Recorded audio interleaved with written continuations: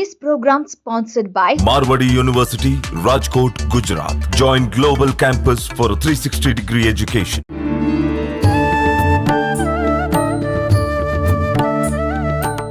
నమస్కారం, welcome to I dream. ధర్మ మార్గం కార్యక్రమానికి స్వాగతం. నేను మీ విజిత. ప్రస్తుతం మనతో పాటు ఉన్నారు శ్రీ విద్యా ఉపాసకులు. గత కొన్ని సంవత్సరాలుగా ఎంతో మందికి ఉపాసన శిక్షణ ఇచ్చిన వారు శ్రీ శ్రీ శ్రీ గురు కరుణామయ్య గారు. ఇప్పుడు గురుగారితో మాట్లాడి మరిన్ని విషయాలు తెలుసుకుందాం. నమస్కారం గురుగారు. శ్రీమాత్రే నమః. గురుగారు, శ్రావణ మాసం వచ్చింది అనగానే ఒక మంచి పండగ వాతావరణము, ఎక్కువగా మాసం అంతా కూడా శుభకార్యాలుకి పెట్టింది పేరుగా మాట్లాడుకుంటూ ఉంటాము. గృహప్రవేశాలు, పెళ్ళిళ్ళు, రకరకాల పండుగలు, పబ్బాలు, పర్వదినాలు, ఫుల్ బిజీ బిజీ బిజీ. అసలు ఆడవాళ్ళకి మామూలు హంగామా హడావిడి ఉండదు ఈ నెలంతా కూడా. మగవాళ్ళ పర్సులు ఖాళీ అవుతుంటాయి, ఆడవాళ్ళ బుట్టలు నిండిపోతుంటాయి పళ్ళతో. అదే శ్రావణ మాసం. అంతే అంటారా గురుగారు? అయితే వ్రతాలు ముఖ్యంగా, రకరకాల పూజలు, ఎన్నో రకాల ఆలయాలకు వెళ్ళడం, దర్శించుకోవడము, రకరకాలుగా చేస్తూ ఉంటారు. అసలు ఎందుకని ఈ మాసానికి ఇంత విశిష్టత అంటారు గురుగారు? ఒకటి, బాగా ఎండలు కాసి ఒక్క తొలకరి జల్లు పెడితే హాయిగా ఉంటుంది. అవును. బాగా ఆకలేసి మంచి పంచపక్ష పరిమాణాలతో భోజనం పెడితే హాయిగా ఉంటుంది. ప్రాపంచికం. ఆధ్యాత్మికంగా చూస్తే దీని ముందు వచ్చే మాసం శూన్యమాసం. అది డ్రైగా ఉంటుంది. శివరాత్రి తర్వాత పెద్ద బిజీ ఏమి ఉండదు మనకి. ఒక ఉగాది వస్తుంది మధ్యలో, అది ఒక రోజే. మధ్య మధ్యలో ఏం పెద్దగా రావు. శ్రీరామనవమికి వస్తుంది, అక్కడక్కడే వస్తాయి. కానీ శ్రావణ మాసంలాగా ప్రతి మంగళవారం పూజే, శుక్రవారం పూజే. అది శ్రావణ మాసం మధ్య మధ్యలో కృష్ణుడు వస్తూ ఉంటాడు, మధ్య మధ్యలో వరాహ జయంతి అంటారు, హయగ్రీవ జయంతి అంటారు. ఆ రకంగా మొత్తం ఒక ఆధ్యాత్మిక వర్షం లాగా ఆ చైతన్యం కురుస్తుంది కదా. అందుకు శ్రావణ మాసం అంత విశిష్టత అంటారు. ఇంకోటి, ఏ పేరులోనైనా విశిష్టత ఉంటుంది. శ్రావణం అన్న పేరు శ్రవణంలో వచ్చింది. అది వేదానికి సంబంధించింది. వేదం అందుకే అపౌరుషేయం, వినదగిందే కానీ చదివిది కాదంటారు. విని నేర్చుకోవాలి. ఆ రకంగా చూస్తే వేదానికి సంబంధించిన జ్ఞానం శ్రావణ మాసంలో పూజలు చేయడం వల్ల మనకు లభిస్తుంది అని ఒక నమ్మకం ఉంది. ఇంకో రకంగా చూస్తే శ్రవణం మన వెంకటబాబు నక్షత్రం, విష్ణుమూర్తి నక్షత్రం. అటువంటి స్థితికర్త యొక్క నక్షత్రంతో కలిసినటువంటి పేరు కలిగిన శ్రావణ మాసం అనేటప్పటికీ అదంతా ఆధ్యాత్మిక లోటు లేదు. సంచేత ఇంకోలా చెప్పాలంటే, ప్రాపంచికుల్లో ఎంత వద్దన్నా అందరికీ కావాల్సింది ఏంటి? డబ్బులు. ఆ డబ్బులు ఇచ్చే లక్ష్మి, వరలక్ష్మి ఇక్కడే వస్తుంది. ఈ రకంగా చూసినా కూడా శ్రావణ మాసంలో అందరి దేవతలకు మనకి చాలా ముఖ్యమైన లక్ష్మీదేవి అక్కడ ఉంటుంది. కాబట్టి అటు విష్ణుమూర్తి, ఇటు పద్మనాభ సహోదరి కృష్ణుడు వస్తున్నాడు, విష్ణుమూర్తి వస్తున్నాడు, లక్ష్మీదేవి వస్తుంది. అందరి దేవతలు వచ్చిన ఆ మాసం కాబట్టి శ్రావణ మాసం అంత విశిష్టత. ఓకే. మరి ఇప్పుడు ప్రతి ఒక్క తిథి, ప్రతి ఒక్క వారము ప్రత్యేకతతో కూడుకున్నదనే మాట్లాడుకున్నాం కదా గురు. ముఖ్యంగా సోమవారం, మంగళవారం, శుక్రవారం, శనివారం, ఈ 4 మాత్రం ఇంకా ప్రత్యేకంగా పూజలు చేస్తూ ఉంటాం. ఏ రకంగా చేయొచ్చు అంటారు? నన్ను అడిగితే నేను టోటల్ అగెయిన్స్ట్. ఏ రోజు భగవన్నామని చెప్పుకుంటావో ఆ రోజు అంతా కూడా విశిష్టతే. ఓకే, ఈవేళ బుధవారం అనుకోండి, శుక్రవారం చాలా మంచిది, శుక్రవారం పూజ చేయమంటాను. గురువారం టపిమంటే ఏ రోజు గ్యారంటీ కాదు. అంచేత కాకపోతే కహీలహ్రీం హసకహలహ్రీం పగలహ్రీం పంచదశి మంత్రం. ఒక్కొక్క రోజుకి ఒక్కొక్క దేవత ఉంటుంది, ఎనర్జీ, అధిష్టాన దేవత. అలాగా కొంతమంది దేవతలు అధిష్టానంగా ఉన్నటువంటి ఆ రోజుని మనం పూజలు చేస్తే ప్రకృతి నుండి సపోర్ట్ ఎక్కువ వస్తుంది, మనకి ఫలితం బాగుంటుందని శాస్త్రంగా చెప్తుంది.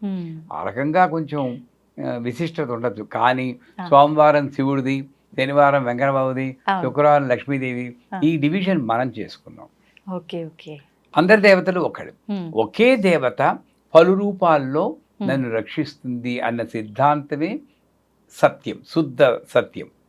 ఈ మధ్యలో ఈ శివుడు వేరు, విష్ణుమూర్తి వేరు, పార్వతీదేవి వేరు, లక్ష్మీదేవి వేరుని ఒక వెరైటీగా మనం భావిస్తున్నామే తప్పితే అన్నీ కలిపి ఈ శ్రీచక్రంలో బిందు స్థానంలో ఉన్న సర్వానందమయ చక్ర స్వామి ఆ దేవత ఉంది కదా ఆవిడే. అంచేత శ్రావణ మాసంలో ఇవన్నీ వదిలే వెంకటేశ్వర స్వామి కాబట్టి విష్ణుమూర్తి యొక్క ఇంకొక అవతారం కాబట్టి శనివారం నాడు వెంకటేశ్వర స్వామి పూజ చేస్తే మంచిది. రైట్. శుక్రవారం నాడు మన లక్ష్మీదేవి ఎలాగా ఉన్నారు. మంగళవారం నాడు మంగళగౌరీ దేవత కొత్తగా పెళ్ళైనటువంటి పెళ్లి కూతుళ్ళకి చాలా మంచిది అంటారు. నిజానికి చెప్పాలంటే గౌరీ పూజని పెళ్లిళ్ళలో చేస్తూ ఉంటారు. అవును గురుగారు. నమ్మకం ఉందా? ముహూర్తానికి ముందు అమ్మాయిని కొంతమంది బుట్టలో కూర్చోబెట్టి తెస్తూ ఉంటారు. మా పద్ధతుల్లో చేస్తాం. ఏది ఏమైనా ఆ గౌరీ పూజ ఎందుకు చేస్తారు? దంపత్ అభివృద్ధ్యర్థం మన మంత్రతో కంకణం కడతారు తోరం అమ్మాయికి. ఆ గౌరీ సంసారాన్ని రక్షిస్తుంది, ఆ శక్తి ఇస్తుంది. అన్ఫార్చునేట్లీ ఈ రోజుల్లో నేను చెప్తూనే ఉంటాను, 9 గంటలకి ముహూర్తం అయితే మనం గౌరీ పూజ 6 గంటలకు మొదలెట్టుకోవాలి. ఒక గంట చెయ్యాలి. లలితా సహస్రనామం చదవాలి. అందరు ముత్తైదువుల్ని పిలవాలి.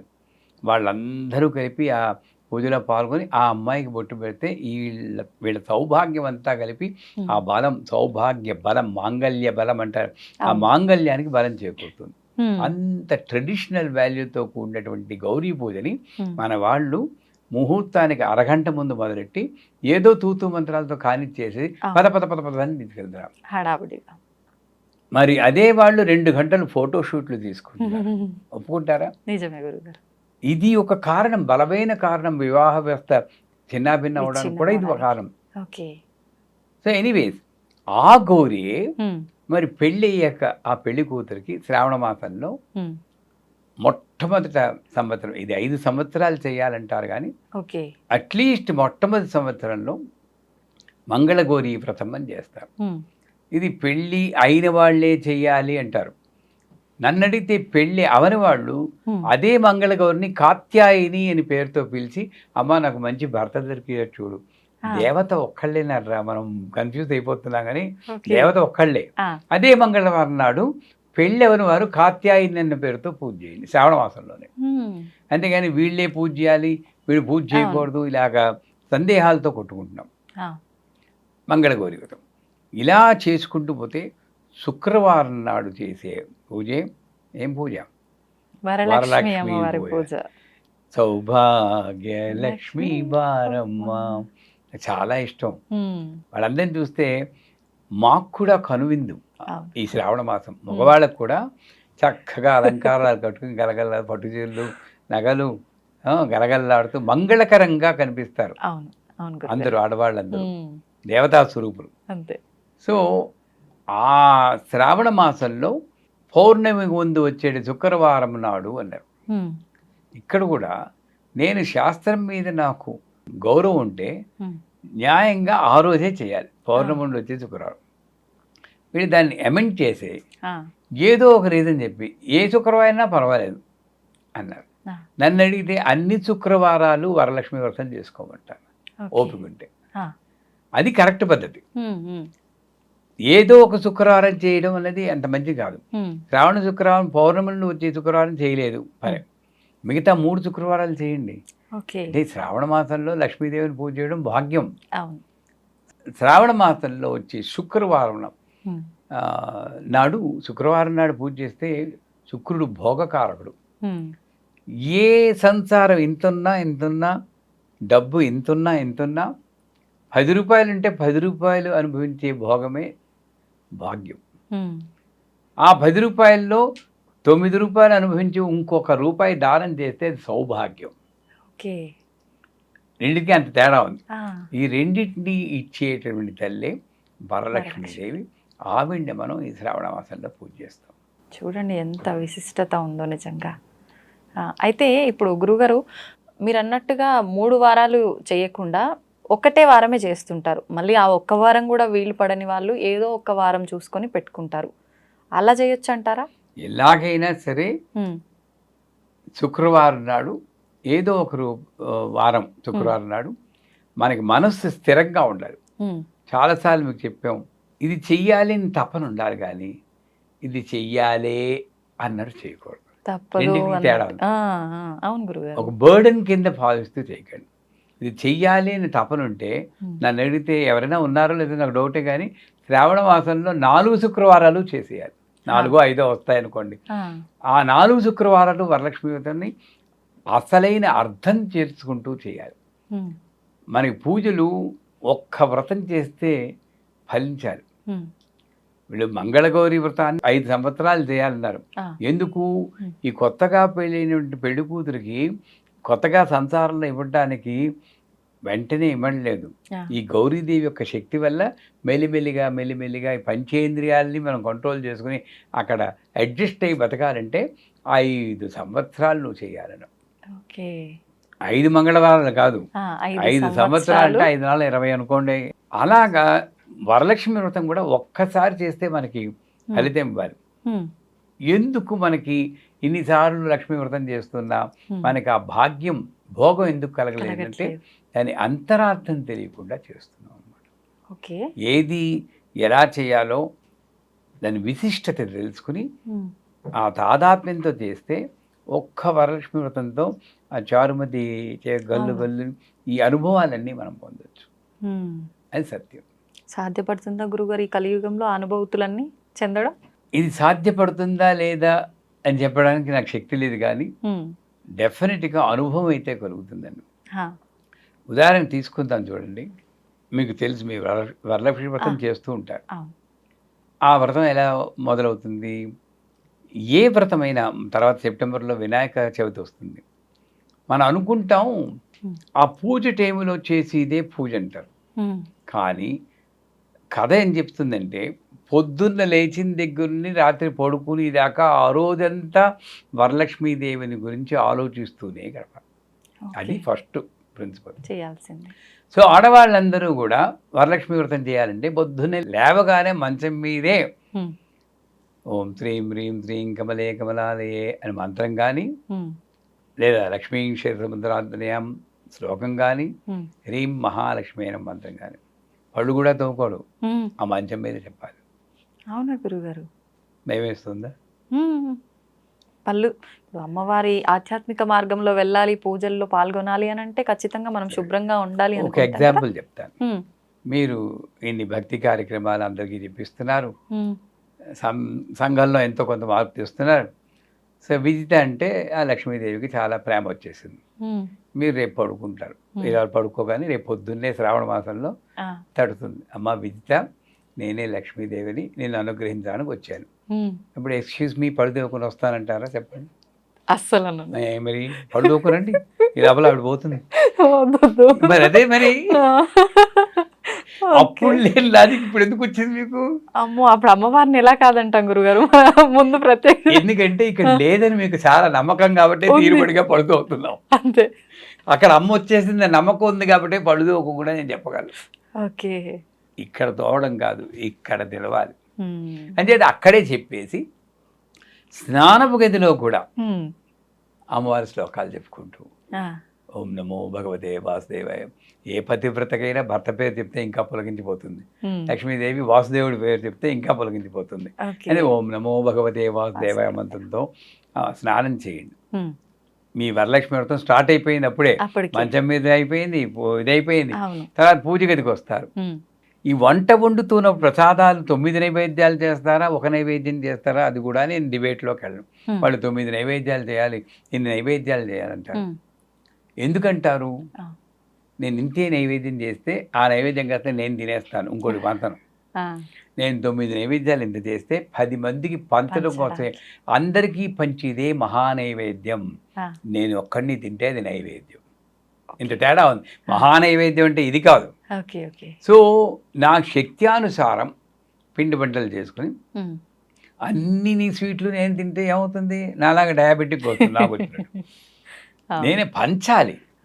అక్కడ కూడా భేదభావం లేకుండా ఇంట్లో పని చేసే పని మనిషికి కూడా నేను పంచగలగాలి. పంచని వాళ్ళు చాలామంది ఉన్నారు. మామూలు పట్టు చీర కట్టుకునే వాళ్ళకే పంచుతారు, మిగతా వాళ్ళు పనికిరారు వాళ్ళకి. ఇది చాలా తప్పు. సో వంటగదిలో వంట చేస్తున్నంతసేపు కూడా ఇందాక ఒకసారి చెప్పుకున్న విగ్రహాలన్నీ గదుల్లోనూ అవును. పెట్టుకొని మా జ్ఞాపకం ఉందా ఓ రోజు గుర్తుంది. చెప్పుకున్నాం. అవునవును. అలాగా ఆ విగ్రహం అన్నపూర్ణమ్మ అక్కడ ఉంటుంది కాబట్టి అక్కడ కూడా అన్నపూర్ణమ్మలో లక్ష్మీదేవిని చూస్తూ ఏదో ఒక శ్లోకం లక్ష్మీ అష్టోత్తరం కానీ లక్ష్మీ సూక్తం కానీ చెప్పుకుంటూ పోనీ మీకు రాదు యూట్యూబ్లో వింటూ. పెట్టేసేయండి, ఆడియో పెట్టండి, అది వింటూ కలిగి పెట్టండి, భగవన్నామం చెప్తూ కలిగి పెడితే అది అమృతం అవుతుంది. అది నిజమైన నైవేద్యం. ఓకే. బా చాలా టైం అయిపోయింది, వరలక్ష్మి వ్రతం ఇంకా ఎప్పుడు అవుతుందో ఏమిటో, మళ్ళీ నేను షూట్కి వెళ్ళిపోవాలి అనుకుంటూ చేస్తే ఆ చక్కెర పొంగల్లో ఎక్కడ మిమ్మల్ని అంటలేదు అంటే ఆ చక్కెర పొంగల్లో ఎక్కడ నైవేద్యం, అది ఎనర్జీ ఎక్కడ ఉంటుంది? అవును. ఆ రోజంతా కూడా అనమాట. అందుకే వాళ్ళు క్లియర్గా చెప్పాడు, ఆ రోజంతా కూడా లక్ష్మీదేవిని గురించి ఆలోచిస్తూ ఉండాలి. అయిపోయింది. పూజ గదికి వస్తారు. పూజ గదికి వచ్చాక అక్కడ ప్రతి అంశము కూడా చాలా ముఖ్యం. పీఠం ఏర్పరచాలన్నారు. ఆ ఠా తీసేస్తున్నాం, పేట వేస్తున్నాం. అక్కడ ఠా అని ఎందుకు పెట్టాడంటే, ఠా అంటే సంస్కృతంలో నిలువు అని అర్థం. విఠల్ అన్న పదం ఎలా వచ్చిందంటే ఈంటి పెలిస్తే టన్ ఠల్, ఒక ఇటుకి వేసి అక్కడ నిలబెట్టాడు. కాళ్ళు పడుతున్నాను అమ్మవారికి, అమ్మా నాన్నకి నిల్చొని ఆయన ఇది పట్టేకి వస్తా అన్నాడు. అంత గొప్పవాడు నామదేవ్. అదే ఈంటి ప్లస్ టల్ దాని మీద నిలుస్తున్నాడు ఎవరు? కృష్ణుడు. అంచేత విఠల్ అయింది అది. అంటే ఠ అంటే అక్కడ పీఠం స్థిరంగా. ఎప్పుడు పీఠం అవుతుంది? మీరు వేసేది పీట వేసినా హ్రీం మహాలక్ష్మే నమః, హ్రీం మహాలక్ష్మే నమః, హ్రీం మహాలక్ష్మే నమః ఆ చిన్న మంత్రం చదువు. అది చెప్తే వెంటనే నాకు కమెంట్లో వస్తాయి, హ్రీంకారం నేను చెప్పచ్చా అండి? చెప్పచ్చా గురుగారు? ఇంకోళ్ళు నేను తిట్టచ్చా అండి అని ఎవరు ఎందుకు అడగండి? మంచి చేయమంటే అది చెప్పచ్చా అండి అంటారు. ఇంకోళ్ళని తిట్టచ్చా అండి ఎందుకు ఎవరు? చెడు మాత్రం మీరు చేసేస్తున్నాం, మంచి చేస్తూ చెప్తుంటే వినిపించుకోవట్లేదు, అందరూ చెప్పచ్చు. హ్రీం అనేది హృలేఖా బీజం. అంటే ప్రతి ఒక్కళ్ళు హ్రీం మహాలక్ష్మి అని అనుకుంటూ ఆ పీట వేయండి. దాని మీద ఒక గట్టి అంచుగల వస్త్రాన్ని పరచాలంటారు. అక్కడ కూడా స్పెసిఫికేషన్ చెప్తారు. గట్టి అంచు అంటే నమ్మకం, మొక్కవోని నమ్మకం. అంతేగాని ఇన్ని సంవత్సరాలు చేస్తున్నాను అయినా ఏమీ రావట్లేదు అనుకుంటూ నీరసపడుతూ కొంతమంది మన క్వశ్చన్లోనే వస్తుంటాయి. అది గట్టెంచే, అసలు అంచేలేదు, పోగులే లేవు దానికి. గట్టెంచి అంటే భగవంతుడి మీద ఉన్న నమ్మకం. ఈ మాత్రం భాగ్యం ఇచ్చింది. ఎంతమందికి దొరుకుతుంది పూజ చేసుకుని భాగ్యం? ఆ వంద తర్వాత కండిషన్ పెడతాడు, ఆ వస్త్రం కనబడకుండా అంత బియ్యం పోయాలి. అంటే ఏమిటి? వస్త్రం మాయ అయితే మాయని కప్పేసే భక్తి నాకుండా. ఒక్కొక్క బియ్యపు గింజ ఒక్కొక్క భక్తి బియ్యం. అక్కడ కూడా మన వాళ్ళు కొంతమంది ఉద్దండులు అది ఇంకోళ్ళకి ఇచ్చేది కానీ రేషన్ బియ్యం వేసుకుంటారు. అవునా? మనం తినడానికి బాసుమతి, పక్క వాళ్ళకి రేషన్. తప్పేనా? ఇంకా వరలక్ష్మి ఏముంటుంది అక్కడికి? ఉన్నది కలశమే, ఏమీ లేదు అక్కడ. అంటే మంచి బియ్యం పోసి ఆ వస్త్రం కనబడకుండా అంత భక్తిగా ఒక్కొక్క బీజంతో ఒక్కొక్క మంత్రం చెప్తున్నట్టు అంత అన్నిసార్లు చెప్పుకుంటాం. అయిపోయింది. మధ్యలో కలశం పెట్టారు. ఎక్కడ చెప్పుకున్నా తెలియదు. కలశము అంటే అక్కడ పెట్టి ఇది కథలో చెప్తాడు. కలశము బంగారముతో కానీ వెండితో కానీ ఇత్తడి లేక రాగితో కానీ తుదకు మట్టితో కానీ చేసి పెట్టాలి, లోభత్వం పనికిరాదు అంటారు. అంటే ఏమిటి? కలశం ఇక్కడ పెట్టిది కాదు, ఇదే కలశం. కలశస్య ముఖే విష్ణు కంఠే రుద్ర సమాధిత మూలే తత్రతో బ్రహ్మ మధ్యే మాతృగణాసుత కుక్షౌ దుస్సాగరా సర్వే సప్తద్వీపా వసుంధర. 7 చక్రాలు ఇక్కడ ఉన్నది, 7 సముద్రాలు. అందుకే కలశంలో నీళ్లు పోయాలి. బియ్యం వేస్తుంటారు. ఈ కలశమే మనం, శరీరం. ఆ శరీరంలో ఉన్న ప్రాణశక్తే నీళ్లు. నీళ్లుంటే సరిపోతుందా? అందుకే ఒకసారి ఎక్కడో ఆధ్యాత్మికంలో పెద్ద ఆయన అంటారు, నడిచే శవాలు, పెద్ద అంటే శంకరాచార్య చంద్రశేఖర సరస్వతి, నడిచే శవాల్లా ఉండకూడదు, శివాల్లా ఉండాలని. ఒత్తి ప్రాణం మాత్రం ఉంటే నడిచే శవం. అందువల్ల దాంట్లో ఉండాల్సిన గంధ పుష్ప అక్షతలు వేయమన్నాడు. జ్ఞానం, గంధం అంటే అసోసియేషన్. ఇది వేస్తూ గంధాన్ని పట్టుకుని అమ్మ నాకు లోపల బయట కూడా మంచి అసోసియేషన్, లోపల ఆలోచనలు మంచిగా ఉండాలి, బయట జనాలు నా చుట్టాలు స్నేహితులుగా మంచిగా నన్ను సన్మార్గంలో నడిపించేటట్టు అంత ధ్యానం చేస్తూ వేయాలి. ఎవరు వేస్తున్నాం? గంధం, పుష్పం, అక్షతం పెట్టేసేయడం ఇలా చేయకూడదు. పట్టుకుని ఒక్కసారి ధ్యానం. ఆ ఒక్కరోజైనా సరే ఇంకే ప్రోగ్రాము లేదు నాకు, ఇదే ప్రోగ్రాం. ఇంతగా చేస్తే వరలక్ష్మి వ్రతం ఇంతేనండి, చిన్నదే. ప్రకృతి వికృతి చేస్తే అయిపోతుంది. వినాయక చవితి కూడా ఇంతదే. ఎందుకు ఇంత దాంట్లో అంత ఫలితం ఉంటుంది? మొదటి నుండి నేను ఇలా చేస్తే అంత ఫలితం వస్తుంది. ఓకే. గంధం వేస్తూ ఆ ధ్యానం చేయాలి. పుష్పం, మంచి చిన్న పుష్పం తీసుకోండి. అమ్మ నా హృదయం కూడా విశాల హృదయం ఉండేటట్టు అనుగ్రహించు తల్లి, నేరో మైండెడ్ మొగ్గలా కాదు అని చెప్పి అలా తలుచుకుని విశాల హృదయంతో దాన్ని వేస్తారు. అక్షతలు, నడుం విరక్కూడదంటారు అక్షతలకి. విరిగిన నూకలా వేస్తుంటారు కొంతమంది, రవ్వలాగా. అసలు విరక్కూడదు. అందుకే బాస్మతి రైస్ని తీసుకుని కొంచెం పసుపు కలిపి ఒక చుక్క నెయ్యి వేసి దాంతో అక్షతలు చేసుకోవాలి. నీళ్లు కలిపి చేస్తే అది మెత్తబడిపోయి విరిగిపోతుంది. విరిగితే దాని క్షతము కానిది అక్షత అంటే విరగంది. విరగంది అని చెప్తే నేను విరిగిన రవ్వ వేస్తే ఉపయోగం ఉంది. ఆ అక్షతలు పట్టుకుని అంటే మొక్కవోని సంకల్పం అంటారు. అమ్మవారు నన్ను రక్షిస్తుంది, నాకు భాగ్యం ఇచ్చింది, ఇస్తుంది కూడా అని చెప్పి అది ఈ 3 వేసాక పంచ పల్లబొమ్మలు పెట్టమంటారు. 5 ఆకులు. దానికి డిస్క్రిప్షన్ రావి, మర్రి, వేప, మామిడి అంటారు. అవన్నీ వెళ్ళొద్దు మనం. ఎప్పుడు దొరికి 5 మామిడి ఆకులు కానీ 5 తమలపాకులు కానీ తిరగేసి పెట్టాలి ఆ కోసం పైకి వచ్చేటట్టు. అదే 5 ఇంద్రియాలకు సంకేతం. కూడా మనమే అక్కడికి వస్తున్నాం. ఇక్కడ ఉన్నదే దేహము, ప్రాణము, వాసనలు, ఆధ్యాత్మిక వాసనలు, ఇంద్రియములు వచ్చాయి. దీని మీద ఒక కొబ్బరికాయను పెట్టాలి. ఇక్కడ కూడా పీచు తీసేయాలా, పీచు ఉంచాలా, రెండూ కరెక్టే. పీచు తీసేది కరెక్టే, పీచు తీయకపోవడం కరెక్టే. నేను పీచు తీయను, కానీ తీసేవాడు తీస్తే 3 కన్నులు కనబడతాయి. ఆ కళ్ళు కనబడడం కోసం తీస్తారు వాళ్ళు. మూసుకుపోయి కళ్ళు కనపడడం అంటారా? నేను పీచుంటే అందంగా కనపడుతూ కాస్త రవికలు బాగా పెట్టద్దని నేను. రెండూ కరెక్టే. వాళ్ళది తప్పు కాదు, నాది తప్పు కాదు. ఎంత ముఖ్యమైందంటే ఆ కాయకి ఎక్కడ బొల్లి లేకుండా పూర్తిగా పసుపు రాయాలి. ఇంత తీసుకోవడం, ఇలా పులివేయడం అలా చేయకూడదు. బాగా దట్టంగా పసుపు సౌభాగ్యం బాగా నిండా పెట్టి కళ్యాణ తిలకం దిద్దా. మీకు 2 అమ్మాయిలు అన్నారు కదా, ఆ దిద్దుతూ అమ్మా నా పిల్లలకి మంచి భర్త, ఎప్పుడు కళ్యాణ వయస్సు వస్తుందో అప్పుడు మంచి భర్త లభించేటట్టు నీకు కళ్యాణ తిలకం దిద్దుతున్నాను కదా, వాళ్ళకు కూడా కళ్యాణ తిలకం దిద్ది యోగ్యతను నాకు కల్పించు. చూడండి ఎంత ప్రార్థన చేసుకోవచ్చు అనుకుంటూ కళ్యాణ తిలకం దిద్దా. అది ఆత్మ సంఖ్య. దీని మీద మన సమోసాలాగా మడత పెట్టి చేస్తారు కదా, సమోసా మడుపు, ఆ మడుపు అలా మడిచి రవికుంటని వెంటనే సమోసా మీద పోతుంది దృష్టి. అలా మడిచేసి అమ్మవారికి ఆ వస్త్రాన్నిలాగా పైన పెడతాం. అదేంటే ఒక రూపు వస్తుంది అనమాట. ఇప్పుడు నాలో ఉన్నటువంటి శరీరమే, నాలో ఉన్నటువంటి శక్తే అక్కడ పెడుతున్నాం. అందుకే కథలు చెప్తాడు, కలశం మీద అమ్మవారిని ఆవాహన చేయాలంట. ఏ కలశం? ఈ కలశం కాదు, ఈ కలశం మీద అమ్మవారిని ఆవాహన చేయాలి. ఎప్పటి నుండి? పొద్దున్న మంచం మీద లేచిన దగ్గర నుండి. భయపడిపోకూడదు, రేపు చెయ్యాలి మీరు. లక్ష్మీ క్షీరసముద్రం, అర్థమైందా? సరే, అయిపోయాక ఇంకా మామూలుగా మిగతా కథలు మామూలు చేస్తారు.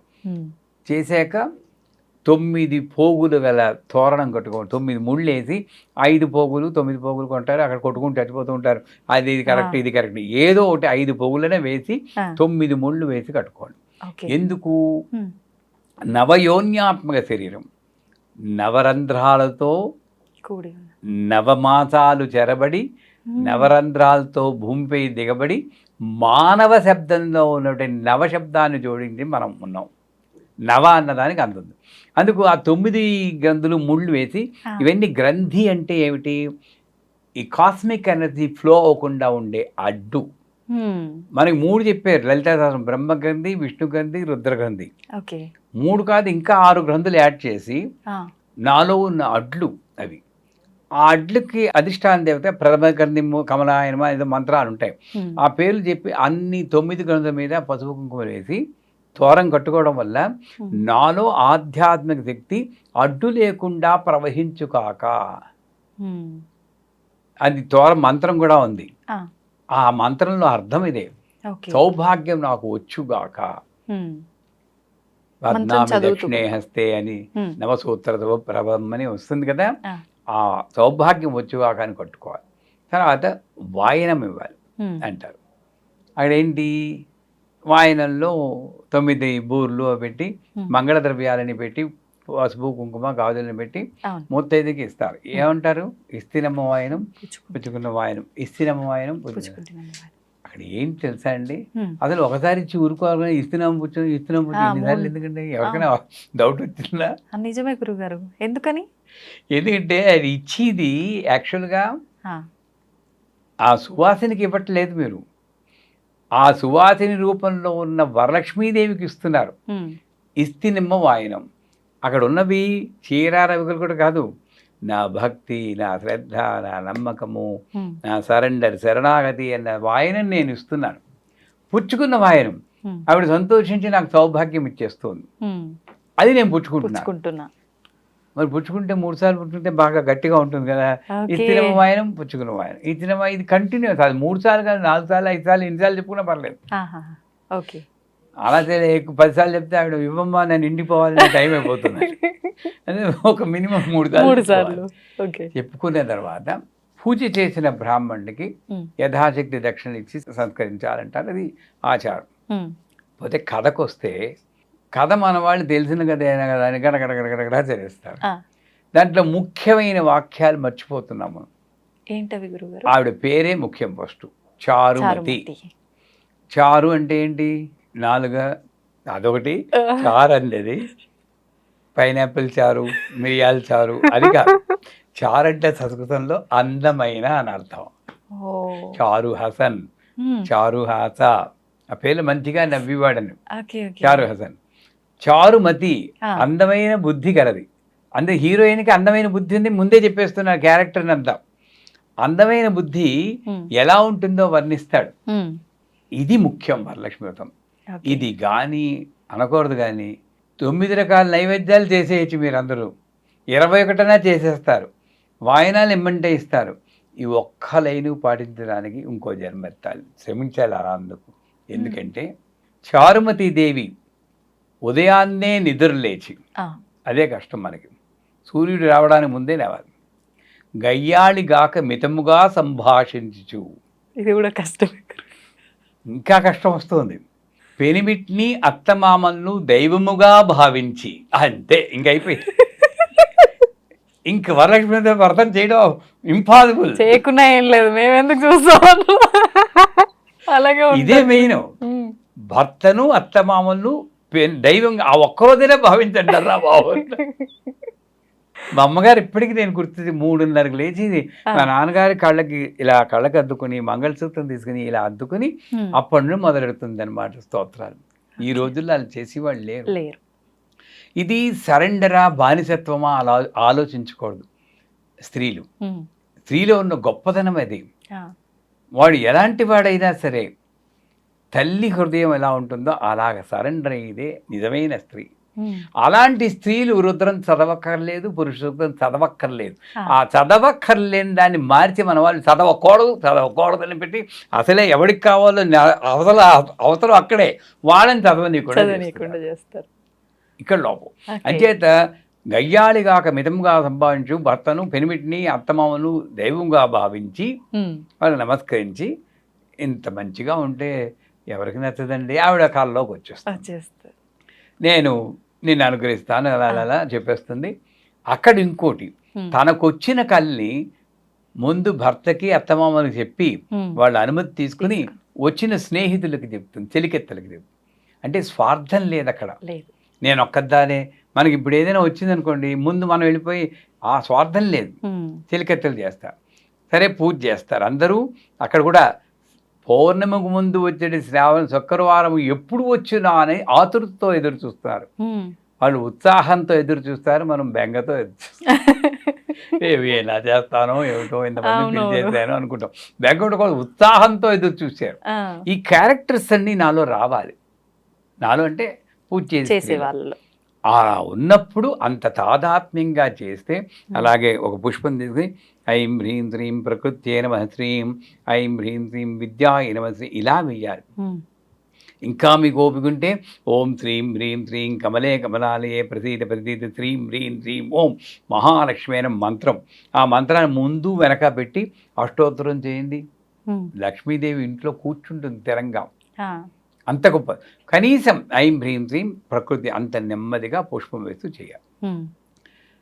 ఒక ప్రదక్షిణ చేయగానే కాలికి గల్లు గల్లు అని శబ్దం ఏర్పడుతుందంట. మనకి ఎందుకు గల్లు గల్లు శబ్దం రాదు, కేళ నొప్పులు వస్తున్నాయంటే మనకి అంతరార్థం గ్రహించటం లేదు, లిటరల్ మీనింగ్ తీసుకుంటున్నాం. వాళ్ళకు వచ్చేయ అంటే అది కాలంలో జరిగింది, అది వేరే విషయం. మన ఎసెన్స్ తీసుకుంటే ప్రదక్షిణానికి మంత్రం ఏంటి? ఆత్మ ప్రదక్షిణ త్రయ నమస్కారాన్ని సమర్పయాం అంటే 3 సార్లు ఆత్మ ప్రదక్షిణ చేయాలి. గిరగిరా ఇలా తిరగడం కాదు. ఇక్కడ నుండి పైకి కుండలిని శక్తి మూలాధారం శాస్త్రానికి వెళ్ళి మళ్ళీ మూలాధారానికి వస్తే ఒక ప్రదక్షిణ. అంటే నిజంగా యోగ మార్గంలో నన్ను నేను పరిశీలిస్తూ నేను నడిచి జీవన దారి సరిగ్గా ఉండాలి అనేది ఆత్మ విచక్షణ, సెల్ఫ్ ఎవాల్యుయేషన్ అది చేసుకోవాలి. అది మొదటి ప్రయోగం. అలా చేస్తే గల్లు గల్లు అని గజ్జలు కాదు, ఇదేముంది రేపు పొద్దున పారేస్తాం. ఇది అనాహత అనుసంధానం కరిష్యే అంట. లోపల ఉన్న అనాహత శబ్దం వినిపిస్తుంది, ఓంకారం లాగా. అంత హై లెవెల్ ఇప్పటికీ ఉంటుంది. ప్రాణఘోష అని మనకి వినబట్టం లేదు, ఆ శబ్దం వినబడింది. ఇకపోతే 2వ ప్రదక్షిణ చేస్తారు. ఒంటినింత దగద్దగాయమైన ఆభరణాలు వస్తాయండి. మనం చూసుకుంటే ఏముండవు అక్కడ. ఏంటి ఆభరణం? ఆభ అంటే కాంతి. సో మన అంగాలు ఏ పని ఏది చేయాలో అది చేస్తే అది ఆభరణం కిందే లెక్క. నాలుక ఎప్పుడు ఒక రోజులో మేజర్ పోర్షన్ భగవన్ నామని చెప్పాలని అప్పటి శాస్త్రం. ఇప్పుడు కనీసం 5 నిమిషాలు చెప్పండి అని మొత్తుకుంటుంది అమ్మ. అందుకే బిల్వమంగడు ఆ రోజుల్లో రాశాడు, జిహ్వే రసజ్ఞే మధుర ప్రియత్వం సత్యం హితన్వా పరమం వదామి అవర్ణయేదా మధురాక్షరాణి గోవింద దామోదర మాధవేది. అంటే రసమెదిగిన నాలుక అది ఇది మాట్లాడి ఎందుకు నీ జీవితాన్ని వ్యర్థం చేసుకుంటావు? 3 పదాలు ఉన్నాయి, గోవింద దామోదర మాధవ. 3 పదాల్లో ఒక్క పదం చెప్తే నీ జన్మ చరితార్థం అవుతుంది. ఒక నాలుగుకి అంత వాల్యూ ఇచ్చాడు విలువంగళ్ళు. ఈ దేహాన్ని ఎంత ఉపయోగిస్తున్నాం? పొద్దున్న లేతే ఏమని అరుస్తూ ఉంటాం కదా. ఇలా అరవకుండా నాలుకని కొంత భాగమైనా సరే అమ్మవారి స్తోత్రమో ఏదో స్తోత్రం, ఇది ఆభరణం. ఇలాగ ప్రతి ఇస్తూన చెయ్యి ఆభరణం. ఇది గాజులు. ఇస్తూన చెయ్యి ఎప్పుడు వింటున్నది, ఇది దుద్దులు. ఇలాగా ఆలోచిస్తే ప్రతిదీ ఆభరణమే. అటువంటి ఆధ్యాత్మిక చైతన్యం వచ్చింది. 3వ ప్రదక్షిణ చేస్తారు. వాళ్ళని ఇళ్ళకి తీసుకువెళ్ళడానికి గుర్రాలు ఏనుగులు పూల్చిన బంగారు రథాలు వస్తాయంట. అంటే స్త్రీలందరికీ అది స్వార్థం అని అన్నం, భర్త కన్నా ముందు వెళ్ళిపోవాలనుకుంటారు అందరూ. అంటే ఇది ఒక రకంగా ఏంటంటే మన సమాజం భర్త లేని స్త్రీని అంత లోకుగా చూస్తుంది కాబట్టి ఆ స్థితి అంటే భయం. వీళ్ళని తప్పుపట్టను, సమాజాన్నే తప్పుపడతాను, భయంకరంగా చూస్తారు వాళ్ళు. మానవత్వం లేదు ఈ స్త్రీలకే. మళ్ళీ ఇదే స్త్రీయే అవునా అంటే ఒప్పుకుంటారు. ఆ స్థితి నాకు రాకూడదని భయపడుతుంది అంతేగాని ధూమావతి అనే దేవత కూడా ఆవిడే. అంచేత ఇళ్ళకి తీసుకెళ్ళడానికి గుర్రాలు ఏనుగులు పులిచిన రథాలు చేయంటే సౌభాగ్యవతిగా భర్త ఒళ్ళో తలపెట్టుకుని దైవనామస్మరణ చేస్తూ హాయిగా వెళ్ళిపోయే సౌభాగ్యం వస్తుంది. ఇది రథం.